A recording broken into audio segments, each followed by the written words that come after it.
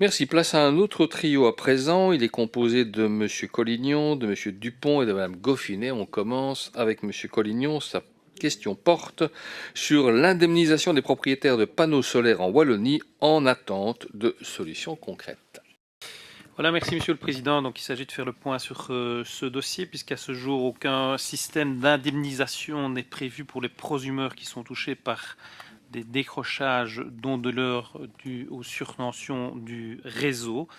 La presse s'est fait d'ailleurs écho que la SBL Biprosumeur, qui représente, comme vous le savez, 30 000 prosumeurs, se prépare d'ailleurs une action collective en justice pour obtenir réparation. Vous le savez aussi, en Flandre, une indemnité forfaitaire existe depuis 2012, mais à ce jour, en Wallonie, les discussions semblent au point mort.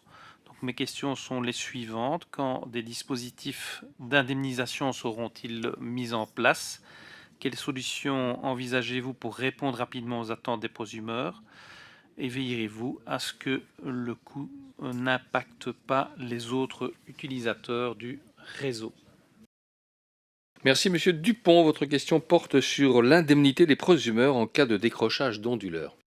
Oui, merci, Monsieur le Président. Donc effectivement, l'association Biprosumeur, qui défend, on les connaît, les intérêts des personnes qui ont placé des panneaux photovoltaïques, envisage une action collective en justice contre les gestionnaires de réseau.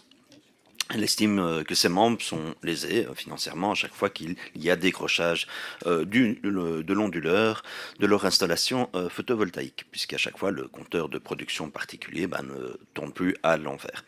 C'est pourquoi l'association demande la mise en place d'un système d'indemnisation en compensation.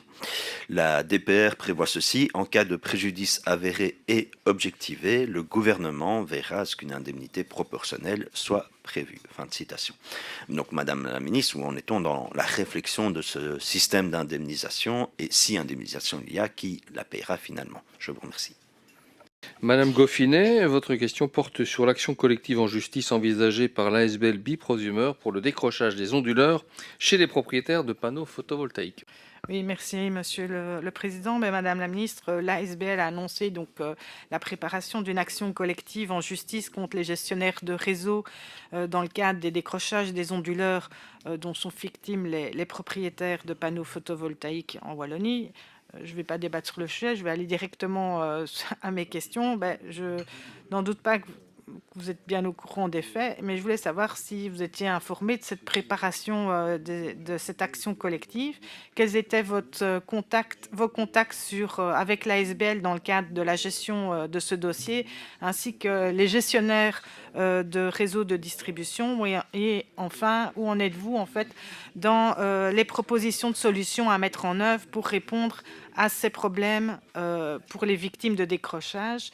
Et enfin, envisagez-vous tout simplement une indemnisation pour les prosumeurs? Et si oui, de quelle manière et quand? Voici mes quelques questions, Madame la Ministre. Merci à tous les trois. Les réponses de Madame la Ministre.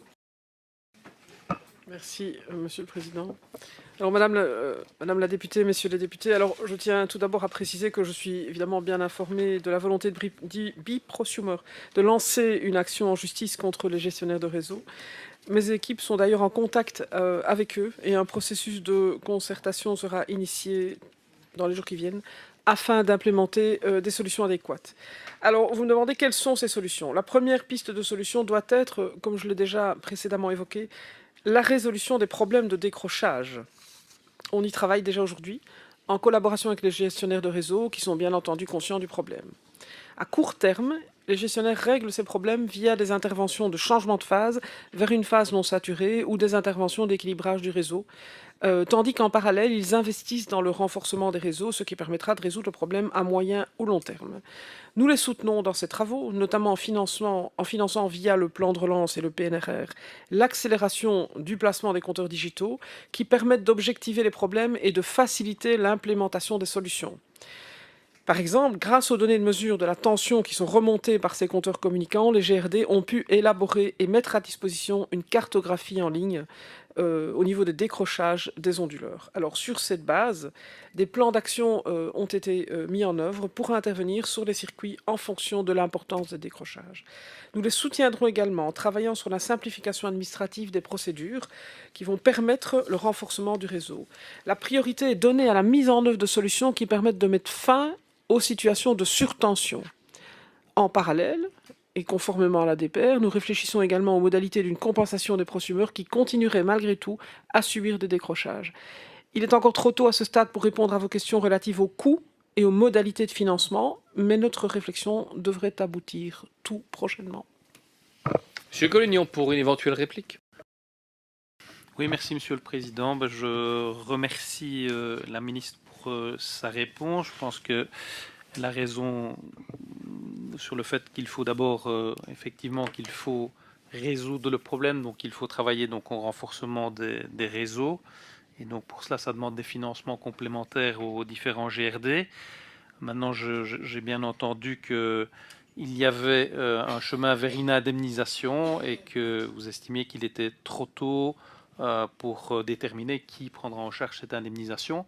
Je veux dire simplement l'attention sur le fait que si on demande au GRD de renforcer le réseau, a fortiori, ces moyens ne peuvent pas aller pour l'indemnisation et que d'autre part, les GRD sont des intercommunales et qu'il y a des dividendes qui sont reversés aux communes. Donc la question de qui va payer est une question qui est importante aussi, puisque ceux qui ne sont pas titulaires de panneaux photovoltaïques ne doivent pas également avoir leur facture s'envoler. Donc je serai attentif à cette dimension-là.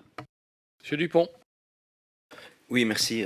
Je peux rejoindre Monsieur Collignon. Donc, d'abord, on peut comprendre que les prosumeurs ont droit à une indemnité finalement, mais on pense que ce n'est pas nécessairement au niveau des GRD qu'on doit trouver le financement, mais peut-être plus au niveau de la région, non seulement parce que les GRD, effectivement, ils ont besoin d'argent pour pouvoir investir dans le renforcement et donc investir dans le réseau, mais aussi parce que finalement, les choix ont été faits par les gouvernements successifs qui ont voulu développer le renouvelable au niveau individuel, mais sans donner les moyens aux GRD pour améliorer et gérer finalement correctement le réseau pour accueillir toute cette nouvelle énergie renouvelable qui vient des productions individuelles.